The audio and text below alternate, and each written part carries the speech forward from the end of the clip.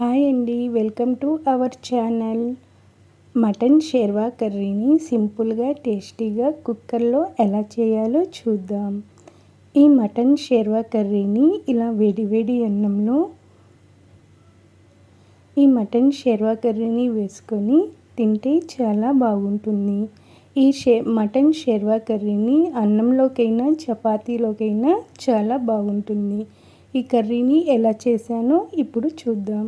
ముందుగా కుక్కర్ పెట్టుకొని cooker heat అయిన తర్వాత ఆయిల్ని వేసుకోవాలి. ఆయిల్ హీట్ అయిన తర్వాత లవంగాలు, చెక్క, ఉల్లిపాయ ముక్కలను వేసి ఒకసారి కలుపుకొని పచ్చిమిర్చి ముక్కలను కూడా వేసుకొని ఒకసారి కలుపుకొని దోరగా ఫ్రై చేసుకోవాలి. ఇలా ఫ్రై అయిన తర్వాత అల్లం వెల్లుల్లి పేస్ట్ని వేసుకొని కొబ్బరి పేస్ట్ని వేసుకోవాలి. ఈ మసాలా పచ్చివాసన పోయేంత వరకు ఇలా కలుపుకుంటూనే ఫ్రై చేసుకోవాలి.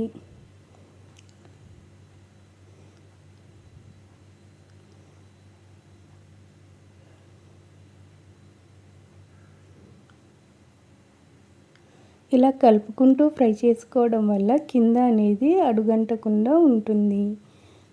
ఇలా ఆయిల్ మొత్తం సపరేట్ అయిన తర్వాత శుభ్రంగా కడిగి పెట్టుకున్న మటన్ని వేసుకొని కొంచెం పసుపుని వేసి ఒకసారి కలుపుకోవాలి. ఇలా కలుపుకున్న తర్వాత రుచికి తగినంత ఉప్పుని వేసుకొని ఒకసారి కలిపి మూతని పెట్టుకొని సిమ్లో 10 నిమిషాల వరకు ఉడికించుకోవాలి. ఇలా 10 నిమిషాల తర్వాత మూతని తీసుకొని ఒకసారి కలుపుకొని మన రుచికి తగినంత కారాన్ని వేసుకొని ఒకసారి కలిపి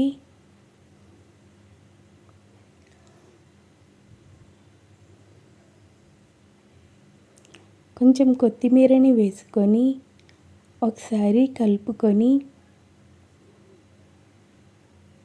ఈ మటన్ ముక్కలు మునిగేంత వరకు వాటర్ని వేసుకోవాలి.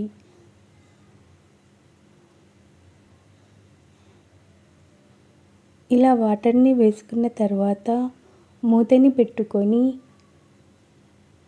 5 విజిల్స్ వచ్చేంత వరకు ఉడికించుకోవాలి. ఇలా 5 విజిల్స్ వచ్చిన తర్వాత స్టవ్ని ఆఫ్ చేసుకొని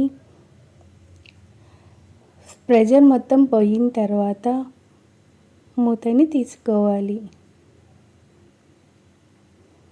చూసారా, ఆయిల్ మొత్తం పైకి వచ్చి ఎంత బాగా ఉడికిందో.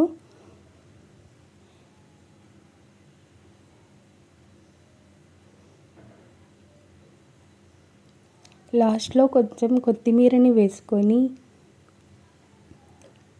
స్టవ్ని వెలిగించుకొని ఒక 5 నిమిషాల వరకు ఉడికించుకోవాలి. ఇంతే friends, simple and tasty mutton sherwa curry is ready. ఈ వీడియో కనుక నచ్చితే సబ్స్క్రైబ్ చేసుకోండి. Thanks for watching.